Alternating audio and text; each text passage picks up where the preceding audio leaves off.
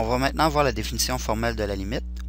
Lorsque l'on écrit que la limite lorsque x tend vers a de f de x c'est égal à L, ce qu'on veut dire en réalité, c'est la chose suivante. Pour tout epsilon plus grand que 0, il existe un delta plus grand que 0, tel que la valeur absolue de x moins a est strictement supérieure à 0 et plus grande que delta. Ça entraîne que la valeur absolue de f de x moins L, c'est plus petit que epsilon. La première fois qu'on voit cette définition-là, on fait toujours un peu le saut. Écrit sous cette forme-là, c'est pas forcément évident à comprendre. Donc, je vais donner quelques explications pour essayer de clarifier cette définition-là. Je vais d'abord faire 3 remarques et ensuite je vais illustrer de façon graphique la définition.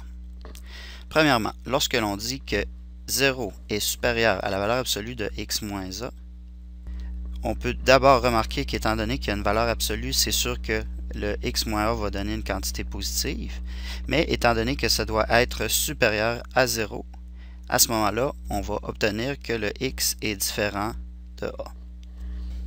Lorsque l'on parle de limite et qu'on dit que x s'approche de a, donc on prend des valeurs très près de a, mais sans jamais être égal à a.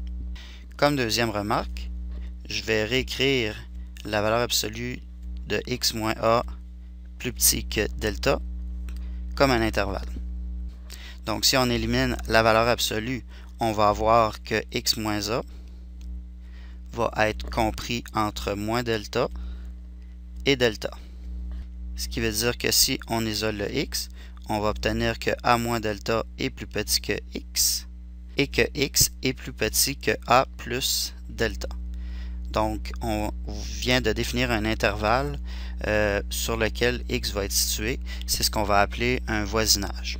Troisième remarque, la valeur absolue de f de x moins L, plus petit que epsilon. On peut réécrire ça de la façon suivante en enlevant le epsilon. Donc la fonction moins L, ça va être compris entre moins epsilon et epsilon. Ce qui veut dire que si on isole f de x, on va avoir L moins epsilon est plus petit que f de x. Et f de x est plus petit que L plus epsilon. Donc encore une fois, là, on vient de déterminer un intervalle, mais cette fois-ci autour de notre fonction f de x. On va illustrer la définition d'une façon graphique. Donc je vais prendre une fonction f de x. Ici j'ai pris une fonction linéaire, mais ça n'a vraiment aucune importance. On va considérer sur l'axe des x la valeur a et sur l'axe des y la valeur L. Donc au point 2, on voit qu'on a un intervalle autour de la valeur a. Ce qui veut dire ici, on va avoir le point a plus delta. Et avant a, on va avoir a moins delta.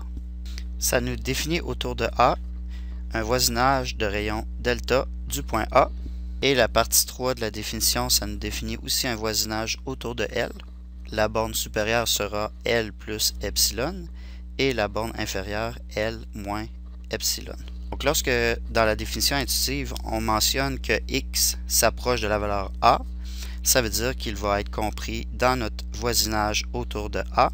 Et quand on dit que l'on peut s'approcher de L aussi près que l'on veut, c'est en déterminant la valeur d'un epsilon qui va décider jusqu'à quel point on peut s'approcher proche de L. On va commencer par faire un premier exemple.